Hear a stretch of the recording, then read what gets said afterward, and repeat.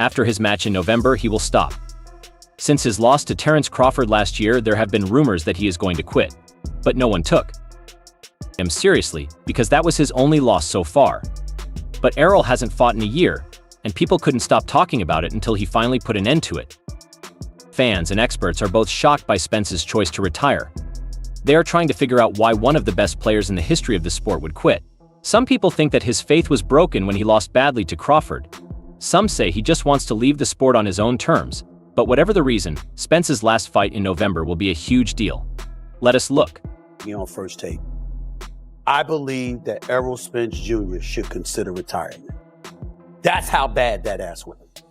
Let me explain why. One loss. And I'm getting ready to go to that. It's how you lose, and it's what he's been through.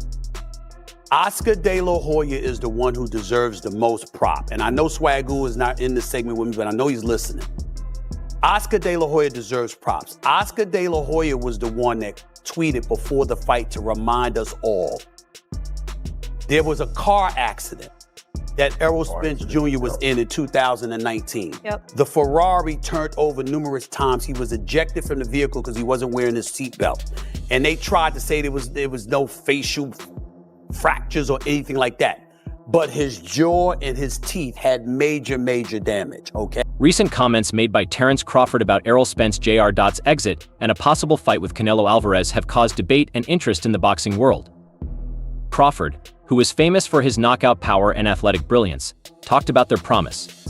Fans and experts have been talking a lot about rivalries, and there's also been a lot of talk about whether Errol SP Jr. will quit, especially since he was recently laid off because of an accident. Crawford, always ready to address tough topics, spoke about Spence's situation with a mix of empathy and competitiveness. Showing true sportsmanship, the possibility of a fight between Crawford and Spence has long excited boxing fans, as both fighters have impressive records and titles. However, this Dr. Crawford made it clear that he is ready and willing to confront Spence in the ring. Despite the retirement rumors, fans eagerly await Spence's choice, hoping to see these two boxing greats clash. Despite exhibiting sympathy for Spence's plight, Crawford is fighting. Spirit is unfazed, in addition to his interest in fighting Spence. Crawford is also watching Canelo Alvarez. Canelo, a four-weight world champion, is known for his incredible skills and has a fierce image in the ring. While many boxers may be intimidated by Canelo, Crawford looks unfazed and is eager to take on this formidable opponent, and this potential matchup has fans excited and looking forward to the chance of seeing Crawford and Canelo face off in the ring. Bud Crawford has taken a bold stand, indicating his willingness to fight Canelo Alvarez. Canelo is known for his formidable upper body strength and weight edge, making this a bold test for Crawford. However, confronting tough opponents is what defines Crawford's career. He has already gone up from 135 to 147 lb, showing his ability to adapt and exhibit his strength.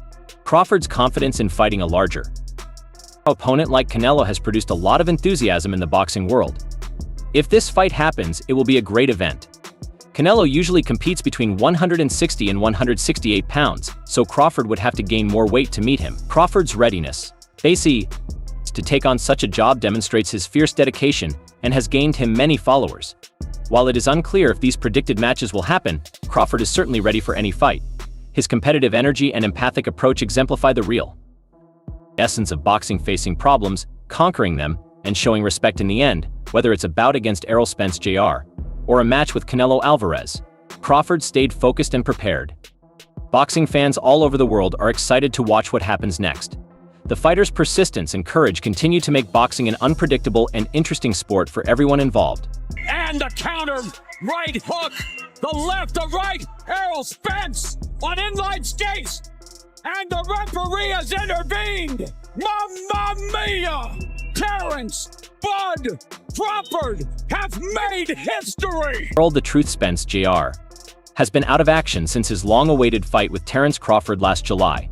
Fans had eagerly anticipated this clash for years, but when it finally happened, it was not close. Crawford dominated Spence Jr., getting multiple knockdowns throughout the fight.